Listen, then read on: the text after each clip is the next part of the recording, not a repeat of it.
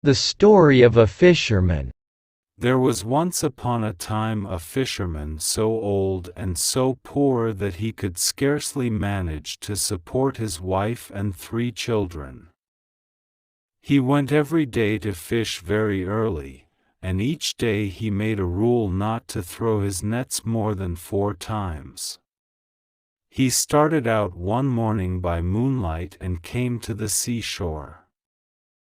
He undressed and threw his nets, and as he was drawing them towards the bank he felt a great weight. Though he had caught a large fish, and he felt very pleased. But a moment afterwards, seeing that instead of a fish he only had in his nets the carcass of an ass, he was much disappointed, vexed with having such a bad haul.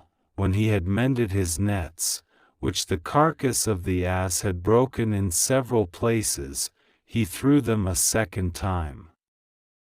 In drawing them in he again felt a great weight, so that he thought they were full of fish. But he only found a large basket full of rubbish. He was much annoyed. "O fortune," he cried, "do not trifle thus with me, a poor fisherman, who can hardly support his family." So saying, he threw away the rubbish, and after having washed his nets clean of the dirt, he threw them for the 3rd time. But he only drew in stones, shells, and mud. He was almost in despair. Then he threw his nets for the 4th time. When he thought he had a fish he drew them in with a great deal of trouble. There was no fish however, but he found a yellow pot, which by its weight seemed full of something, and he noticed that it was fastened and sealed with lead, with the impression of a seal. He was delighted. "I will sell it to the founder," he said. "With the money I shall get for it I shall buy a measure of wheat." He examined the jar on all sides, he shook it to see if it would rattle.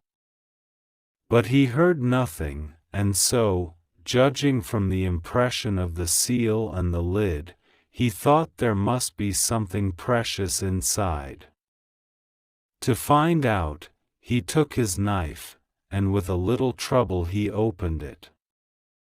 He turned it upside down, but nothing came out, which surprised him very much. He set it in front of him, and whilst he was looking at it attentively, such a thick smoke came out that he had to step back a pace or 2. This smoke rose up to the clouds, and stretching over the sea and the shore, formed a thick mist, which caused the fisherman much astonishment. When all the smoke was out of the jar it gathered itself together, and became a thick mass in which appeared a genius, twice as large as the largest giant. When he saw such a terrible-looking monster, the fisherman would like to have run away, but he trembled so with fright that he could not move a step.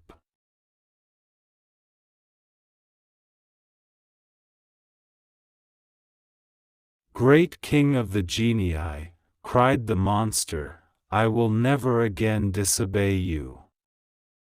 At these words the fisherman took courage. "What is this you are saying, great genius? Tell me your history and how you came to be shut up in that vase." At this, the genius looked at the fisherman haughtily. "Speak to me more civilly," he said, "before I kill you." "Alas! Why should you kill me?" cried the fisherman. "I have just freed you. Have you already forgotten that?" "No," answered the genius, "but that will not prevent me from killing you, and I am only going to grant you one favor, and that is to choose the manner of your death." "But what have I done to you?" asked the fisherman. "I cannot treat you in any other way," said the genius, "and if you would know why, listen to my story. I rebelled against the king of the genii. To punish me, he shut me up in this vase of copper, and he put on the leaden cover his seal, which is enchantment enough to prevent my coming out. Then he had the vase thrown into the sea. During the first period of my captivity I vowed that if anyone should free me before 100 years were past, I would make him rich even after his death. But that century passed, and no one freed me.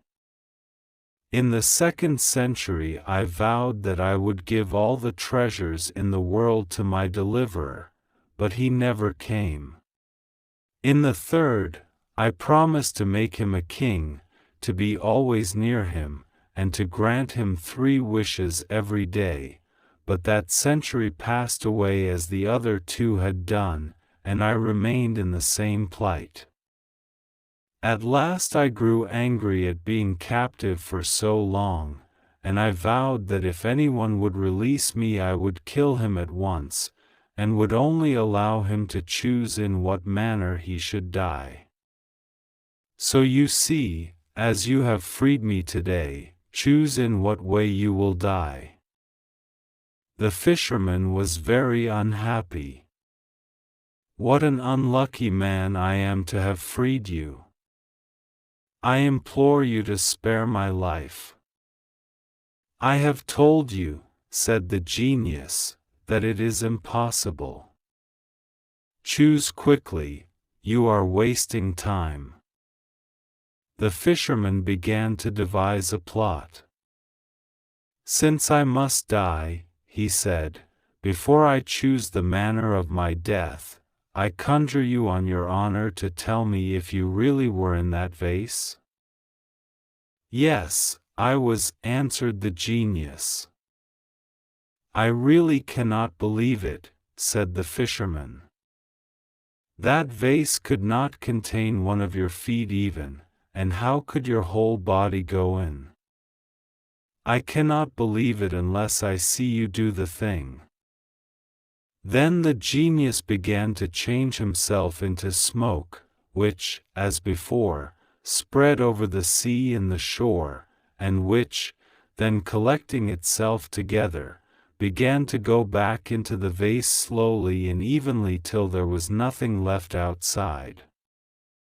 Then a voice came from the vase which said to the fisherman, "Well, unbelieving fisherman, here I am in the vase.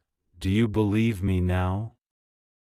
The fisherman, instead of answering, took the lid of lead and shut it down quickly on the vase.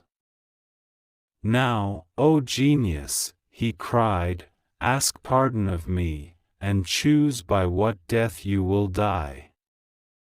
But no, it will be better if I throw you into the sea whence I drew you out, and I will build a house on the shore to warn fishermen who come to cast their nets here, against fishing up such a wicked genius as you are, who vows to kill the man who frees you."